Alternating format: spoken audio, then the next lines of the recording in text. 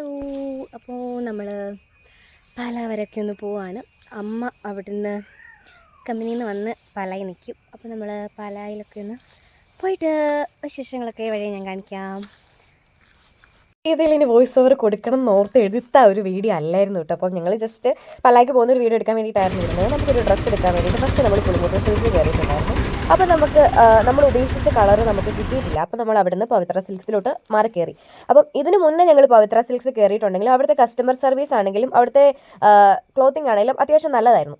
അത് ഇത്തവണ ഞങ്ങൾക്ക് അവിടെ നിന്നുണ്ടായ അനുഭവം എന്ന് പറഞ്ഞാൽ അത്ര സാറ്റിസ്ഫൈങ് അല്ലായിരുന്നു. ഞങ്ങൾക്ക് ആ സെയിൽസ് ഗേൾ ആണെങ്കിൽ ഒരു താല്പര്യമില്ലാതെ കസ്റ്റമേഴ്സിനോട് ഇടപെടേണ്ട ഒരു മിനിമം മാനേഴ്സ് ഉണ്ടല്ലോ, ആ ഒരു ഇതില്ലാതെ പുള്ളിക്കാരി എവിടേക്കോ നോക്കി പുള്ളിക്കാരിയുടെ ഇഷ്ടത്തിന് നിൽക്കുന്നു. നമ്മൾ തന്നെ പോയി തപ്പി കണ്ടുപിടിച്ച് നമുക്ക് എത്രയാണ് വേണ്ടതെന്ന് നമുക്കൊരിക്കലും ഒരു ഇഷ്ടപ്പെടാത്ത രീതിയിലുള്ള ഒരു അപ്രോച്ചായിരുന്നു നമ്മുടെ അടുത്തുണ്ടായിരുന്നത്. ഞാൻ ഒരിക്കലും ആ കടയെ കുറ്റം പറയത്തില്ല, കാരണം ഞങ്ങൾക്ക് അതിന് മുന്നേ കിട്ടിയിട്ടുണ്ടായിരുന്ന സർവീസൊക്കെ പക്ക സർവീസായിരുന്നു. പക്ഷേ ഇത്തവണ നമുക്കുണ്ടായിരുന്നത് അത്ര സാറ്റിസ്ഫൈങ് അല്ലായിരുന്നു. അപ്പോൾ എനിക്ക് തോന്നിയ കാര്യം ഞാൻ പറഞ്ഞു എന്നേ ഉള്ളൂ. അപ്പോൾ അത്രേ ഉള്ളൂ. എല്ലാവർക്കും ബൈ.